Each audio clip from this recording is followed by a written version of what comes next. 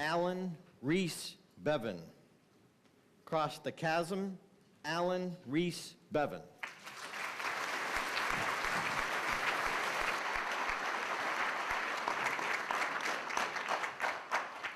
Mr. Toastmaster, ladies and gentlemen, Indiana Jones, obviously, is poised at the precipice. Over there, on the other side, is the Holy Grail, his life ambition. In front of him is this yawning, deep darkness with no method of passage at all. All he knows is that he has to cross the chasm and lay his hands on the Holy Grail. Wow. Imagine what is going through his mind. Imagine the fear, the excitement, the terror, the sheer lust for success that must be coursing through his veins as he shivers in sheer anticipation.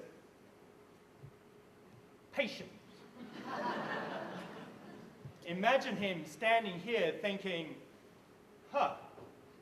what the heck do I do now? Wow! What a situation to be in, to know that the very next thing you do could make or break you. It could kill or thrill you. Do the right thing, and Indiana Jones gets the Holy Grail. Do the wrong thing, and his hopes and his life are dashed on the inevitable jagged rocks below. Real people throughout history have been faced with the same question again and again. At destiny-changing points in their lives, they have had to ask themselves, how do I cross the chasm? Probably not while looking for the Holy Grail, I'll admit. How do I cross the chasm between repression, apartheid, hatred, fear, ignorance, death, a life sentence in jail, and bringing to my country peace and freedom in South Africa, while becoming one of the world's greatest leaders, statesmen, and motivators, Nelson Mandela? How do I cross the chasm between trying and trying and trying again and again and again and failing 1,000 times and literally lighting up the world? Thomas Edison. How do I cross the chasm between being a public speaking chump and becoming a public speaking champ with my own show in Vegas, baby?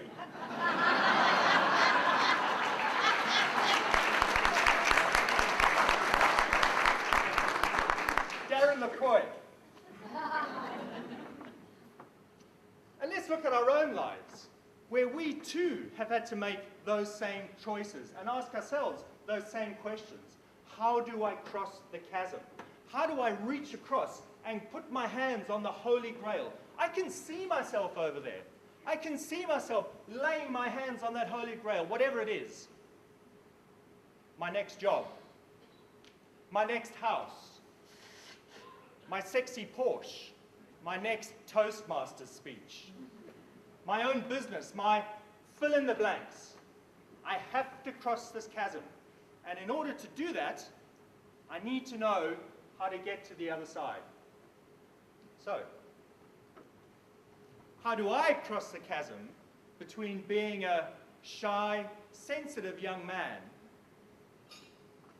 and getting the girl of my dreams, Allan Rees-Bevan? Like Indiana Jones, this was a chasm I was desperate to cross. And to get to the other side, I needed to know what the next step was. And understand me, all chasms are terrifying. They are fraught with the one thing that scares us more than anything, and that is the unknown. 80% of people would turn around right now and go home, make themselves a nice warm cup of tea, wrap themselves up in a doona, and carry on dreaming. But for the 20% of us who would dare to dream and do and go for the Grail, we have to cross that chasm, and we need to know what the essential next step is. So let's see what Indy did.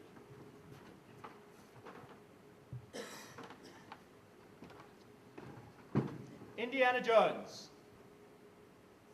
filled with self-belief, determination, and a bucket load of faith, Indy did what the only thing that Indy knew to do. He took a step and landed on an invisible bridge that showed him the path to the other side of the chasm.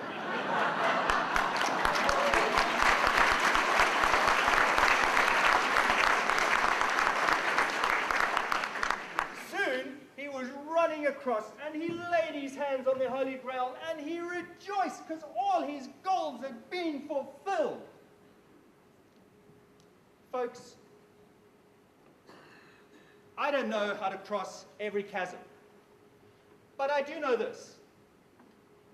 No matter if your chasm is 1,000th of a meter or 1,000 miles wide, if your chasm is an inch deep or an eternity deep, you will never cross the chasm without taking that first step.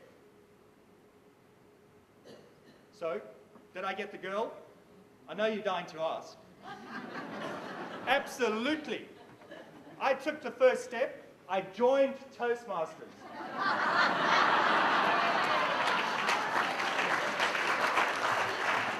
I became more confident, more outgoing, and at Toastmasters, I met and married a wonderful woman. And turns out she's not a bad public speaker either.